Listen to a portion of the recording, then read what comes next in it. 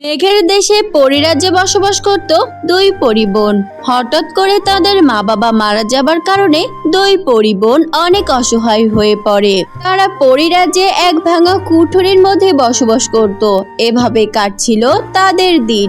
একদিন রানী পরী তাদেরকে ডেকে পাঠায় আর বলে, শোনো দুই পরিবোন, তোমাদেরকে আর পরিরাজ্যে রাখা চলবে না। তোমরা পৃথিবীতে চলে যাও আর দুঃখ কষ্টে তোমাদের দিন পার করো, কারণ তোমাদের ওই কুঁড়ে ঘর কালকের মধ্যে আমি ভেঙে ফেলবো। রানী পরীর এ কথা শুনে দুই পরিবোন অনেক চিন্তায় পড়ে যায়। তারা তো কাঁদতে শুরু করে। তখন তাদের মধ্য থেকে বড় বোন বলে, রানীমা, আপনি কি বলছেন? আমরা পৃথিবীতে যে কি করব? আর আমাদের এই ভাঙা কুঁড়ে ঘর আপনি ভেঙে ফেলবেন কেন? মা বাবা রেখে যায় শেষ স্মৃতিটা আমরা আঁকড়ে ধরে বেঁচেছিলাম, ওটা যদি আপনি নিয়ে নেন তবে আমরা কিভাবে বেঁচে থাকবো? সেটা তো আর আমার জানার বিষয় নয়। এমনিতেও তোমরা এতদিন পরিরাজ্য থেকে পরিরাজ্যের কোনো জাদুবিদ্যা অর্জন করনি, যেটা আমাদের পরিরাজ্যের নিয়ম ছিল। পাশাপাশি তোমরা ওই ভাঙা কুঁড়ে ঘরে থাকো, যেটা আমাদের পরিরাজ্যের সৌন্দর্যকে নষ্ট করে দেয়। আমি ওই কুঁড়ে ঘর ভেঙে সুন্দর বাগানে পরিণত করব, যেটা আমাদের পরিরাজ্যের সৌন্দর্যকে দ্বিগুণ বাড়িয়ে দিবে। রানীমা, আমাদেরকে তাড়িয়ে আপনি কিনা বাগান বিলাস করবেন? এটা আপনাকে মানায় না রানীমা। আর আপনি তো সবই জানেন, মা বাবা মারা যাবার পর আমাদের সামর্থ্য ছিল না জাদুবিদ্যা অর্জন করার, কারণ ওখানে টাকা দিয়ে ভর্তি হতে হতো। দয়া করুন রানীমা, আমাদেরকে তাড়িয়ে দিবেন না। আমরা কোথায় যাব? তোদের এত বড় সাহস! তোরা কিনা রানী পরীকে উচিত অনুচিত শেখাতে এসেছিস। এখনই তোরা এখান থেকে চলে যাবি। ভাবে রানী পরী অনেক রেগে গিয়ে তাদেরকে পৃথিবী লোকে পাঠিয়ে দেয়। পৃথিবীতে এসে দুই পরিবোন খুবই অসহায় হয়ে পড়ে। আপু, আমার খুব খিদে পেয়েছে, আমাকে খাবার দাও। আমি খিদার জ্বালা আর সইতে পারছি না। বোন আমার, কাঁদিস না, আমি দেখছি কি করা যায়। পৃথিবী লোকে মানুষেরা তো আর আমাদেরকে সাহায্য করবে না, কিন্তু একটা না একটা উপায় তো আমাদেরকে বের করতেই হবে। তারপর দুই পরিবোন পৃথিবী লোকে ঘুরতে থাকে। এভাবে তারা ঘুরতে ঘুরতে একটা গ্রামে এসে পৌঁছায়। ওই গ্রামে জমিদারের বউয়ের বাড়ির কাছে গিয়ে তাকে বলে, কাকিমা, আপনাদের বাড়িতে আমাদের দুই বোনকে রেখে দিন না, আমরা খুব অসহায়। আমাদের যাওয়ার মতো কোনো জায়গা নেই। আমরা দুবেলা দুমুঠো খাবারের জন্য আপনার ঘরে সব কাজ করে দিব। জমিদারের বউ তো এ কথা শুনে খুবই খুশি হয়, কারণ সে ফ্রিতে দুজন কাজের মেয়ে পেয়ে গেছিল। সেই দিনের পর থেকে জমিদারের বউ ওই দুই পরিবোনকে দিয়ে ঘরে সব কাজ করাতো। এমনই একদিন তাদের বাড়িতে অনেক মেহমান আসে আর রান্নার দায়িত্ব পড়ে ওই দুই পরিবোনের ওপর। কিন্তু তারা পৃথিবী লোকের মানুষদের মতো ভালো রান্না করতে জানতো না, তাই তো তারা উল্টোপাল্টা রান্না করে ফেলে, যেটা খেয়ে সব অতিথিরা অনেক রাগান্বিত হয় আর বলে, এসব কি রান্না করেছো দিদি? এগুলো তো আমি মুখেই তুলতে পারছি না। আমাদেরকে ডেকে এনে এভাবে অপমান না করলেও তুমি পারতে। এমন জঘন্য খাবার এর আগে আমরা কখনো খেয়েছি বলে মনে হয় না। চলো সবাই, আর কখনোই এদের বাসায় নেমন্তন্ন খেতে আমরা আসবো না। অতিথিদের কাছে এভাবে লজ্জিত হয়ে জমিদার ও তার বউ প্রচন্ড রেগে যায়। তারপর ওই দুই পরিবোনকে জমিদার ও তার বউ প্রচন্ড মারধর করে আর বাড়ি থেকে বের করে দেয়। দুই বোন কাঁদতে কাঁদতে গভীর জঙ্গলে গিয়ে পৌঁছায় আর এক গাছের নিচে বসে খুবই কান্না করতে থাকে। তখনই তারা একটা গাছের কান্নারও শুনতে পায়। এটা শুনে ছোট বোন বলে, আপু, তুমি শুনতে পেলে?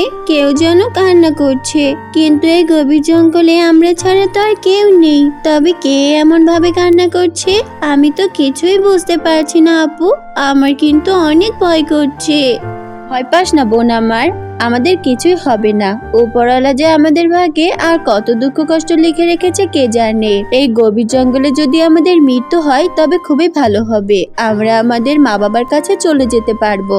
তখন এই গাছটি কথা বলতে শুরু করে। গাছ তাদেরকে বলে, তোমরা এই পৃথিবীতে থাকতে চাইছো না, আর আমি এই পৃথিবী ছেড়ে চলে যেতে চাইছি না। দেখো না, আমাকে এক কাঠুরে কেটে নিয়ে যাবে, তাই আমার খুবই কষ্ট হচ্ছে। তোমরা কি আমাকে সাহায্য করতে পারবে? এ কি, গাছ আবার কথা বলছে নাকি? এটা তো পরিরাজ্যের মতো আজব ঘটনা। পৃথিবী লোকেও গাছেরা আবার কথা বলে নাকি? গাছ বন্ধু, তুমি ভয় পেও না, আমরা থাকতে তোমার কিছুই হবে না। কিন্তু তোমাকে এভাবে কে কেটে নিয়ে যাবে? এক দুষ্টু কাঠুরে, সে প্রতিদিন এসে এই জঙ্গলের ভালো ভালো গাছগুলোকে কেটে নিয়ে যায়। আজকে কয়েকটা দিন হলো ও আমার বন্ধুদের কেটে নিয়ে গেছে। আজকে আমার পালা। আমি জানিও আজকে এসে আমাকেই কাটবে। কালকে বলে গেছিল যে।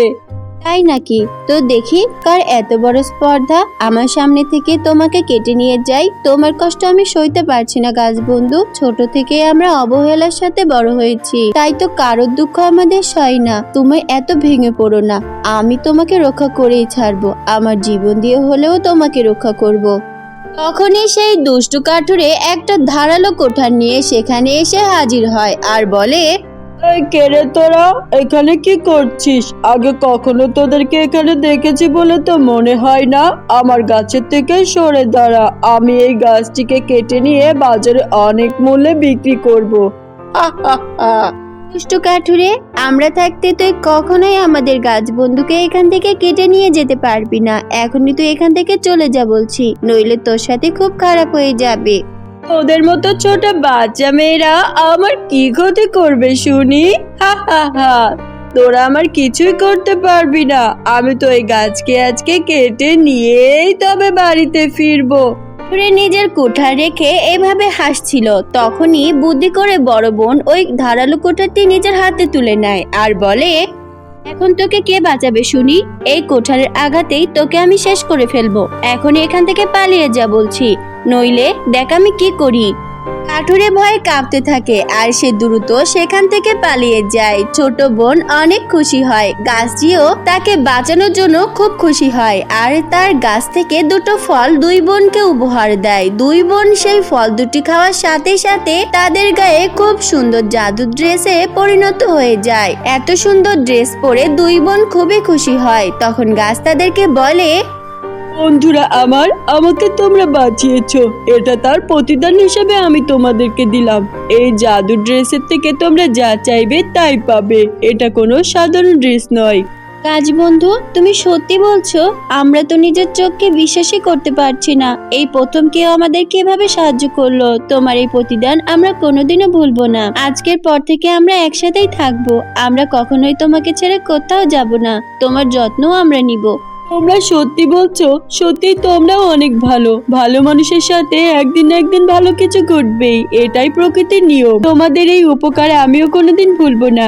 আমার সাথে তোমরা সারা জীবন থাকবে। আমরা সবাই মিলে অনেক মজা করব।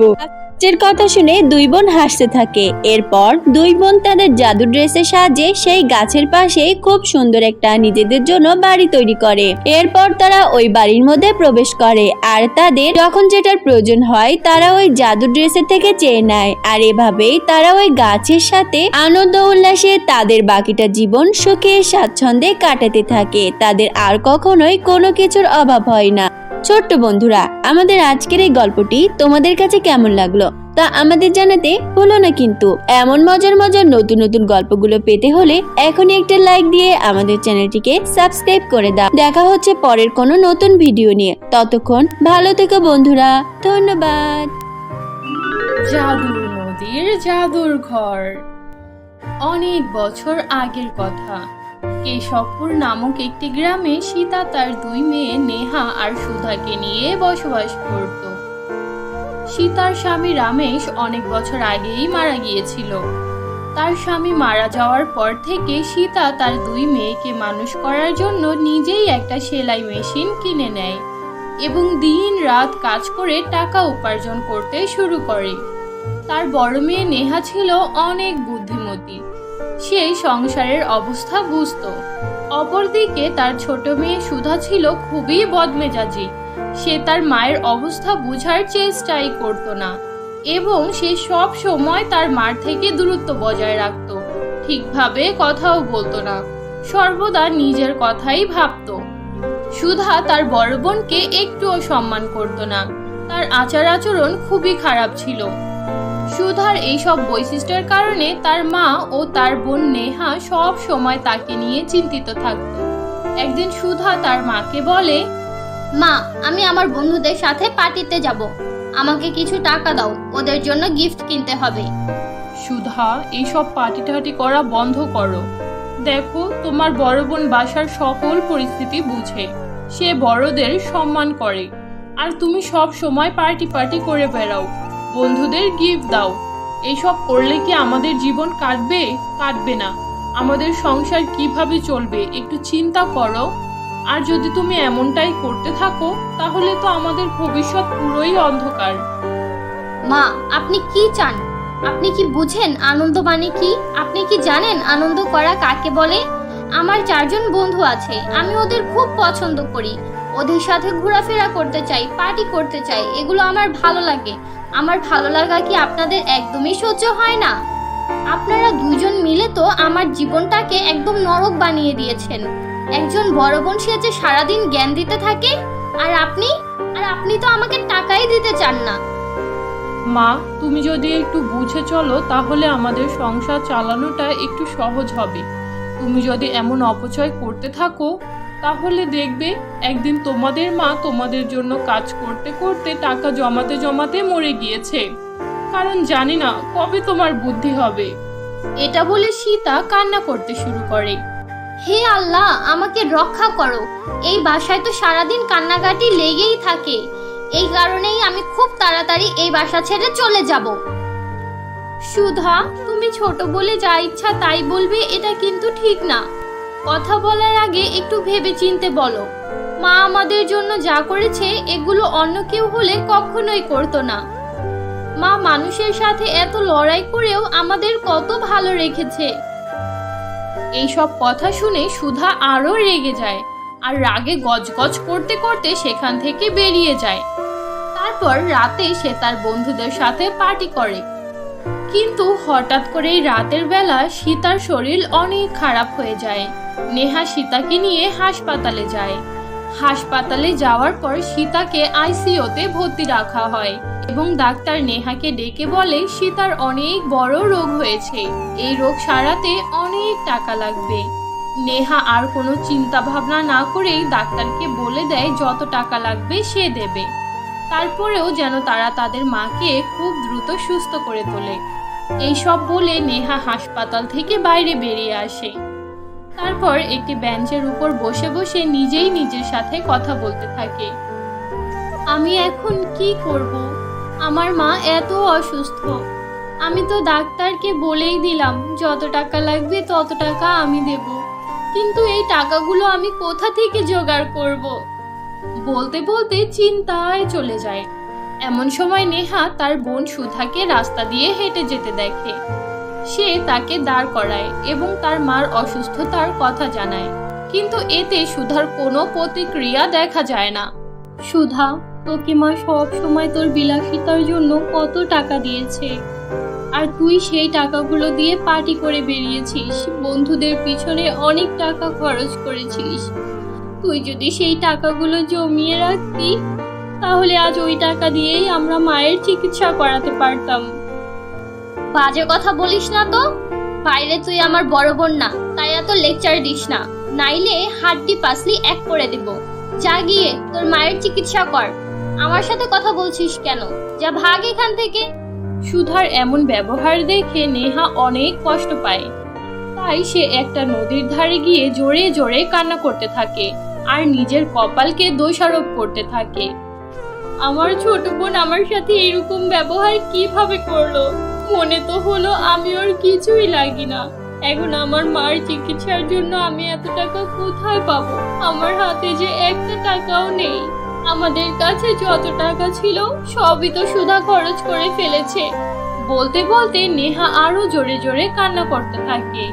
এমন সময় নেহা যেই নদীর পাশে বসেছিল সেই নদীর ভেতর থেকে আওয়াজ আসে, নদীর ভেতরে আসো, আমি তোমাকে জাদুর তৈরি সোনার ও রূপার দেশে নিয়ে যাব। সেখানে গেলে তোমার সব চিন্তা দূর হয়ে যাবে। নেহা কিছুই বুঝতে পারে না, কিন্তু তবুও সে নদীর সাথে যাওয়ার জন্য রাজি হয়ে যায়। তারপর নদী তাকে সোনার ও রূপার তৈরি 2টি লেহেঙ্গার বাড়ির সামনে নিয়ে যায়। ওখানে গিয়ে নেহার মনটা একটু হালকা হয় আর বাড়ি দুটো নেহাকে দেখে খুব খুশি হয়।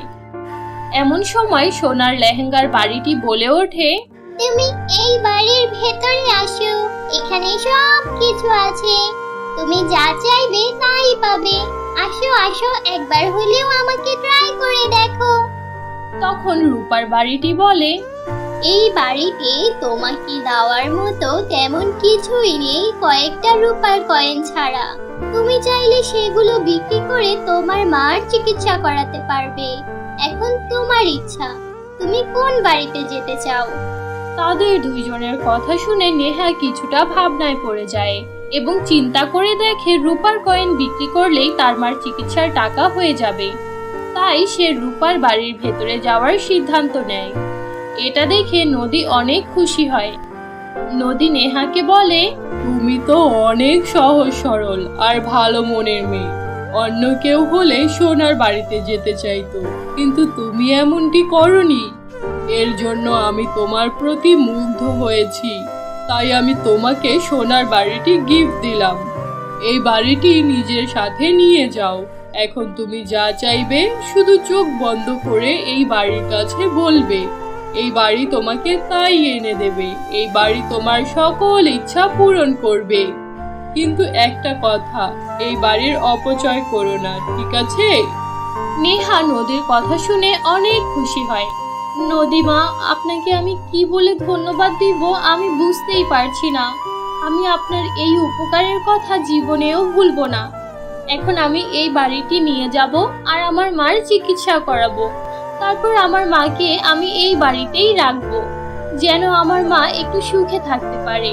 এতদিন আমাদের মা আমাদের দুই বোনের জন্য অনেক কষ্ট করেছে, এখন আমার পালা। এটা বলে নেহা নদীকে ধন্যবাদ জানিয়ে সোনার বাড়িটি নিয়ে সেখান থেকে চলে যায়। তারপর ওই বাড়িটি একটি উপযুক্ত জায়গায় রাখে আর বাড়ির ভেতরে ঢুকে। হে জাদুর লেহেঙ্গার বাড়ি, দয়া করে তুমি আমার মাকে সুস্থ করে দাও, একদম আগের মতো। এটা বলার সাথে সাথে বাড়ির ভেতর থেকে অনেকগুলো টাকা বেরিয়ে আসে আর বাড়ি নেহাকে বলে, আমি তোমার মাকে সুস্থ করে দিয়েছি, আর আমি তোমাকে এই টাকাগুলো এই কারণে দিচ্ছি যেন তুমি তোমার মাকে হাসপাতাল থেকে নিয়ে আসতে পারো। তারপর নেহা টাকাগুলো নিয়ে তাড়াতাড়ি হাসপাতালে চলে যায়। ডাক্তারকে টাকাগুলো দিয়ে সে তার মাকে নিয়ে বাড়ি ফিরে আসে। তারপর তার মাকে সব ঘটনা খুলে বলে। এইসব শুনে তার মা অনেক খুশি হয় আর নদীকে শুকরিয়া জানায় আর নেহাকে বলে, দেখেছো নেহা, আমি তোমাকে বলেছিলাম না, যদি তুমি কখনো কারো খারাপ না করো, সব সময় মানুষের সাথে ভালো ব্যবহার করো এবং মানুষের ভালো চিন্তা করো, তাহলে আল্লাহ তোমাকে সকল বিপদে সাহায্য করবে। দেখেছো তো আল্লাহ আমাদের কত বড় বিপদ থেকে তুলে আনলো এবং এত কিছু দিয়ে দিল। আমি তো কখনো এগুলো কল্পনাও করিনি। আর আরেকটা কথা, সুধাকে তুমি কখনোই এই বাড়িতে আনার চেষ্টা করবে না। যেই মেয়ে মা ও বোনকে সম্মান দিতে জানে না, সেই মেয়ে যে কোনো কিছুই করতে পারে, তাই ওকে এই ঘরে আনার দরকার নেই। কিছুদিন পর সুধা যখন জানতে পারে তার মা ও বোন ভালো একটি বাড়িতে আছে, তখন সুধা আবার তার মা ও বোনের কাছে যায়, কিন্তু তার মা ও বোন তাকে তাদের বাড়িতে ঢুকতে দেয় না। এতে সে তার ভুল বুঝতে পারে আর অনুতপ্ত হয়। তারপর থেকে নেহা তার মাকে নিয়ে সুখে জীবনযাপন করতে শুরু করে। তাদের কোনো কিছুরই অভাব থাকে না এবং তাদের আশেপাশের মানুষগুলো তাদের ভালোবাসতে শুরু করে। এইভাবেই তাদের জীবন কাটতে থাকে। তো বন্ধুরা, এই ছিল আমাদের আজকের গল্প। আশা করি গল্পটি তোমাদের ভালো লেগেছে। ভালো লাগলে গল্পটিতে একটি লাইক দাও, কমেন্ট করো আর তোমার বন্ধুদের সাথে শেয়ার করো। তো দেখা হচ্ছে পরবর্তী ভিডিওতে। ততক্ষণ পর্যন্ত ভালো থাকো, সুস্থ থাকো। আল্লাহ হাফেজ।